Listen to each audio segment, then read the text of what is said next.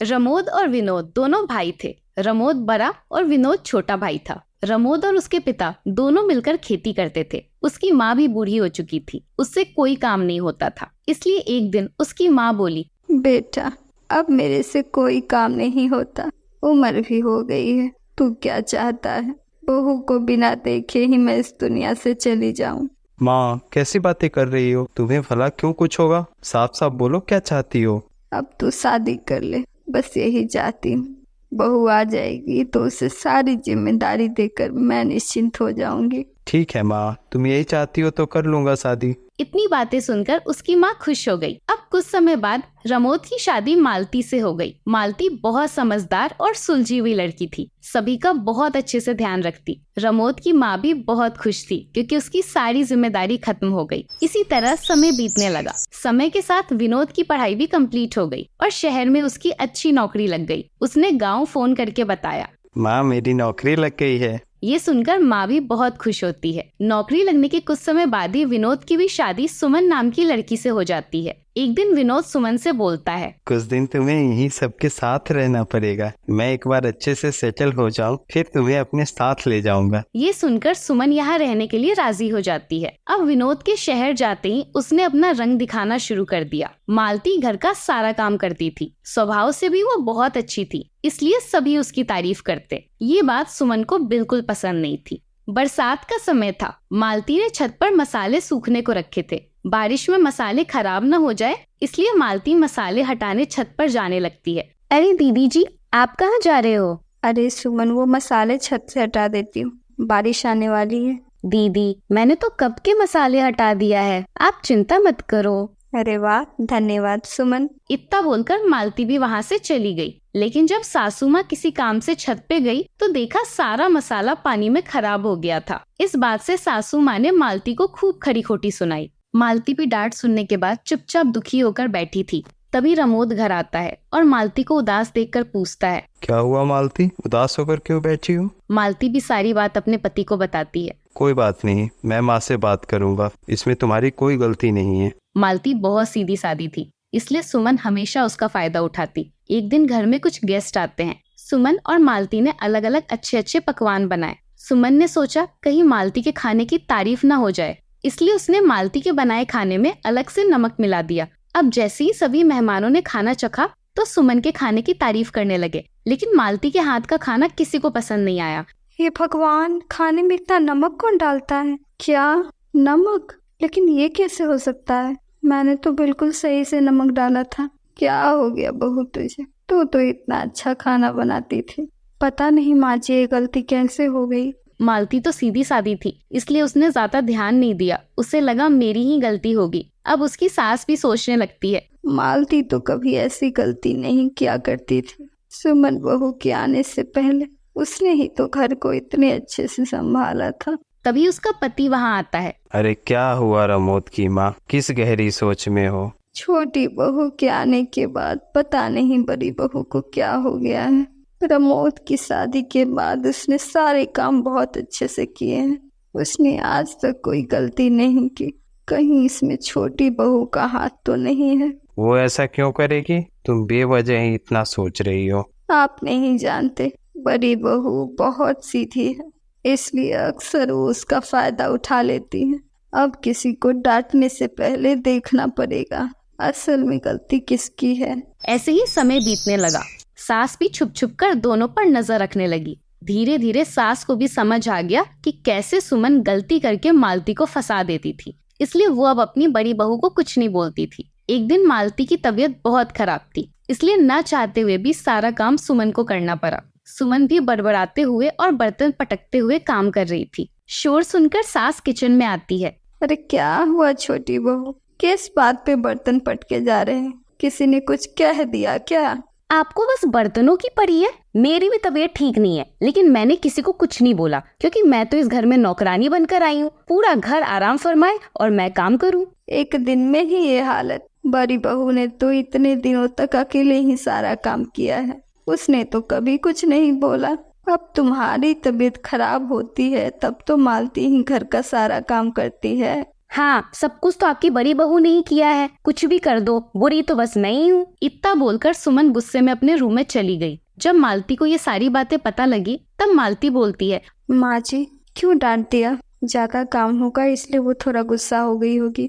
तो चुप कर, ज्यादा सीधा भी रहना अच्छा नहीं है। मैंने कई बार देखा है सुमन गलती करके तुम्हें फंसा देती है। अब विनोद ही उसे समझा सकता है। उसकी माँ विनोद को फोन करने वाली होती है। उससे पहले ही सुमन विनोद को कॉल करके बोलती है, आप यहाँ मुझे लेने कब आ रहे हैं? आने वाला हूँ जल्दी ही। क्यों, क्या हुआ? मैं यहाँ घर वालों से बहुत परेशान हो गई हूँ, मुझे अब एक पल के लिए भी यहाँ नहीं रहना। अब कुछ दिनों बाद विनोद घर आता है। तब उसकी माँ उसे सब कुछ बताती है और समझाने को बोलती है, तुम्हारी माँ ने आते ही कान भर दिया, मैं तो सबको बुरी लगती हूँ, उनके लिए उनकी बड़ी बहू ही सब कुछ है, मेरी तो इस घर में कोई इज्जत ही नहीं है, अब मैं एक पल के लिए भी यहाँ नहीं रहूंगी। ठीक है, इतना परेशान होने की जरूरत नहीं है। तुम्हारा मन है तो चल लो मेरे साथ। अरे बेटा, इतनी सी बात पर कोई घर छोड़कर जाता है क्या? लेकिन मुझे यहाँ नहीं रहना। ठीक है बेटा, बहू का मन नहीं है रहने का तो उसे अपने साथ ले जाओ। अब अगले ही दिन दोनों शहर के लिए निकल गए। शहर जाने के बाद न सुमन का कोई कॉल आया और न ही विनोद ने कोई खोज खबर ली। उसके माता पिता को हर समय विनोद की याद आती रहती। ऐसे ही धीरे धीरे काफी समय बीत गए। एक दिन विनोद के पिता की तबीयत बहुत खराब हो गई। रमोद के बहुत इलाज करवाने के बाद भी वो ठीक नहीं हुए। अब उसके पिता दिन रात विनोद को याद करने लगे। रमोद की माँ, एक बार मुझे विनोद से मिलवा दो, पता नहीं फिर मिलना होगा या नहीं। ऐसा मत बोलिए, कुछ नहीं होगा आपको, मैं अभी बात करती हूँ। अब विनोद की माँ उसे फोन लगाती है। बेटा, तुम्हारे पिता की तबीयत बहुत खराब है, दिन रात बस तुम्हें ही याद करते रहते हैं। तू और बहू उनसे एक बार मिल ले। माँ, ऑफिस वाले छुट्टी नहीं दे रहे, कोशिश करता हूँ छुट्टी मिलते ही आऊँगा। फोन रखते ही सुमन अपने पति से बोली, मिलना तो इनका बहाना है, असल में तो इनको इलाज के लिए पैसे चाहिए। अब सारे जमीन जायदाद का फायदा आपके बड़े भाई उठा रहे, तो इलाज भी उनको ही करवाना चाहिए। यही सोचकर दोनों नहीं गए। कुछ समय बाद उसके पिता की मृत्यु हो गई। खबर मिलते ही दोनों अपने घर आए। सभी रो रहे थे। मिल गया अब ऑफिस से छुट्टी। तुमने अपने पिता की अंतिम इच्छा भी पूरी नहीं की। तुम नहीं समझोगी माँ, मैंने आने की पूरी कोशिश की लेकिन आ नहीं पाया। सबने मिलकर अपने पिता का अंतिम संस्कार किया। कुछ समय बीतने के बाद सुमन अपने पति से बोलती है, हम तो यहाँ रहते नहीं और पापा जी भी नहीं रहे। भगवान न करे अगर कल माँ को भी कुछ हो गया तो आपके भैया और भाभी फूटी कौड़ी नहीं देने वाले, साजिश करके सारा जमीन अपने नाम करवा लेंगे। इसीलिए हमें बंटवारा करके ही शहर जाना चाहिए। तुम ठीक कह रही हो, मैं माँ से कल ही बात करता हूँ। अगले दिन जब विनोद अपने माँ से बंटवारे की बात करता है तो माँ गुस्से में बोलती है, मैंने तुझ जैसा नालायक बेटा नहीं देखा। मुझे पहले ही समझ जाना चाहिए था कि तू अपने पिता के लिए नहीं उनके जायदाद के लिए आया है। इसमें गलत क्या है माँ? आज नहीं तो कल बंटवारा होना ही है। आपके सामने सब कुछ हो जाए तो अच्छा है ना। अरे देवर जी, अभी अभी पापा जी का देहांत हुआ है और आपको जायदाद चाहिए। ये आपका ही घर है, आपको जब भी आना हो आओ और आराम से रहो। आप चुप रहिए भाभी। चुप करो, तुम लोग लड़ना बंद करो। रमोद और बड़ी बहू ने हम दोनों को अपने पास रखा, इतनी सेवा और देखभाल की, बेटे बहू का पूरा फर्ज निभाया। तुम्हें हमने इतनी मेहनत से पढ़ाया लिखाया, अंतिम समय में वो तुम्हारा नाम लेते लेते चले गए, लेकिन तुम लोग अंतिम दर्शन करने नहीं आए। इसलिए मेरे जीते जी मैं इस घर का बंटवारा नहीं करूंगी। अपनी माँ की बातें सुनकर सुमन और विनोद चुप हो गए। अब जब विनोद और सुमन शहर जाने लगे तब अपनी माँ से बोला, माँ, तुम अपना ख्याल रखना और बंटवारे की चिंता बिल्कुल मत करना। किसी भी चीज की जरूरत हो तो मुझे जरूर बताना। इतना बोलकर दोनों चले गए। माँ को भी लगा शायद पिता की मौत के बाद उनका बेटा सुधर गया। शहर पहुंचकर सुमन बोली, गाँव में क्या क्या बोल रहे थे? आप नहीं चाहते क्या जल्दी बंटवारा हो जाए? मैंने जल्दी बंटवारा होने के लिए ही ऐसा बोला है। माँ का गुस्सा थोड़ा शांत होगा तो वो जल्दी बंटवारा करेंगी। इसी तरह कुछ समय बीत गए। इस बार विनोद और उसकी पत्नी अपनी गलती दोहराना नहीं चाहते थे, इसलिए समय समय पे गांव कॉल करके सबसे बातें करते ताकि उन्हें भी जायदाद में बराबर का हिस्सा मिले। कुछ समय बाद अचानक विनोद के माँ की तबीयत खराब हो जाती है। रमोद ने इलाज करवाया लेकिन वो ठीक नहीं हुई। जब ये बात विनोद को पता चली तो उसने सोचा माँ को खुश करने का अच्छा मौका है। उसने अपनी माँ को इलाज के बहाने शहर बुला लिया। कुछ दिन इलाज चलने के बाद उसकी माँ का भी देहांत हो गया।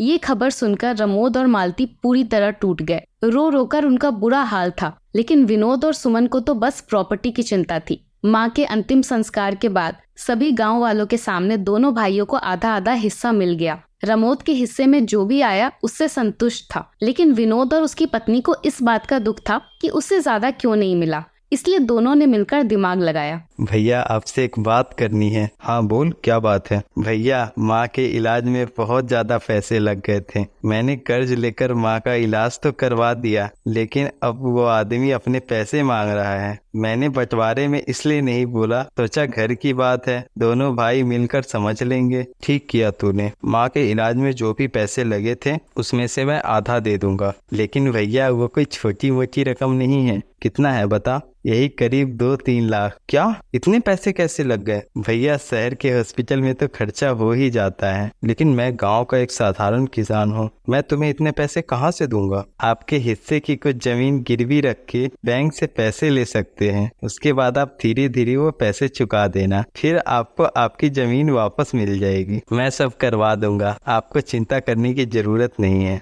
रमोद तो सीधा था ही, वो राजी हो गया। अब विनोद ने झूठ बोलकर रमोद के नाम पर ज्यादा पैसे बैंक से ले लिया और शहर चला गया। कुछ समय बाद जब रमोद बैंक का पैसा नहीं चुका पाया, तब बैंक वालों ने उसकी जमीन जब्त कर ली। बहुत सारी कानूनी कार्रवाई होने के बाद विनोद और उसकी पत्नी को पुलिस ने धोखाधड़ी के जुल्म में गिरफ्तार कर लिया। केस के चक्कर में विनोद की पूरी जमीन बिक गई। अब ना तो उसके पास पैसे रहे और ना खुद की जमीन। इधर रमोद की जमीन भी वापस मिल गई। इस बात से रमोद और उसकी पत्नी बहुत खुश हुए। इसलिए कहा जाता है, बुरे कर्म का फल हमेशा बुरा ही होता है। अगर आपको वीडियो अच्छा लगा तो वीडियो को लाइक करें और चैनल को सब्सक्राइब कर दें।